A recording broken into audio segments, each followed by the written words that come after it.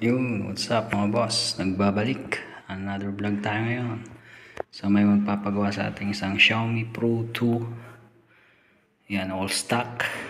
Nakahack lang. Battery stock, motor stock. Yan, so nagpalit lang siya ng shocks. Nilagay niya ng shocks na monorim. Ayan, monorim. Ito ang may-ari. Si MK. Bully Camp. Ayan ang may-ari. Gagawin natin is palitan ng manibela, handlebar, handle grip, throttle, handle grip pala, mali. Kaya papalitan natin. Tsaka yung display pupunta dito. Ayun, preno, stock, hindi natin papalitan. So tatanggalin natin yung ulo, papalitin natin yan ng headset stem, tsaka ayun lang, dito lang tayo sa taas magpapalit. Saan ang gagalawin. So nahack na pala to. Top speed is 37-38. Ayan, sa Xiaomi Pro 2 Ayan, so let's go. Ayun, so ito yung mga gagamitin natin. Ito yung throttle. Yan, throttle, handle grip,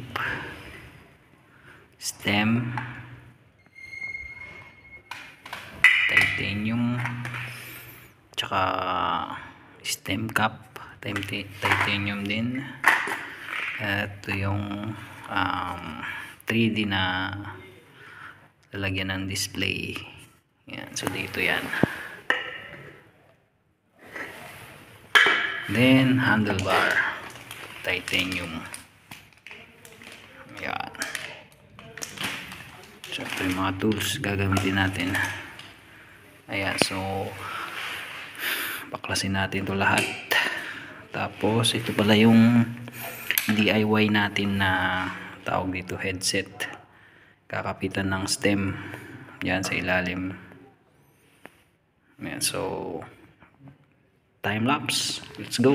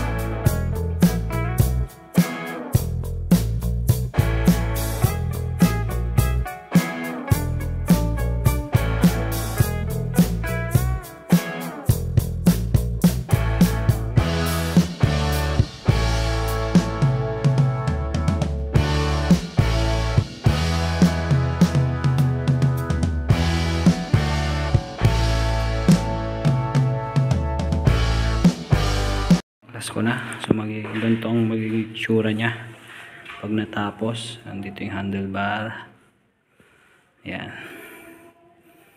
Ang gagawin lang natin is bubutasan natin yung headset na bakal. Tapos lagyan natin ng thread. Then ito yung display. Ayan, wirings mamaya. Then ayun, kabit na natin. So update ko kayo mamaya pagkatapos.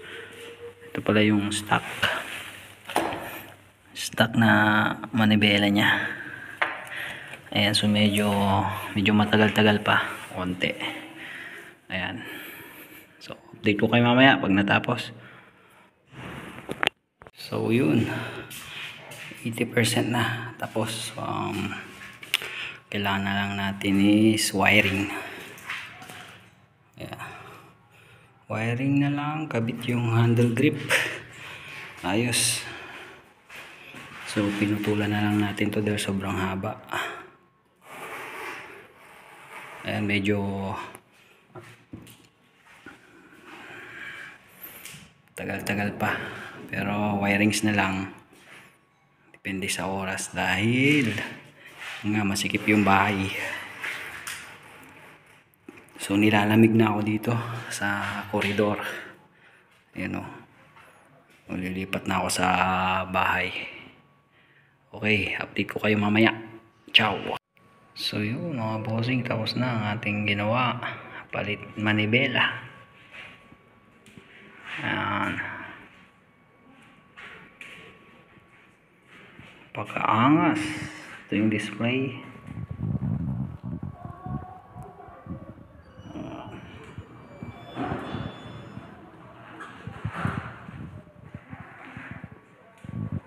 Style.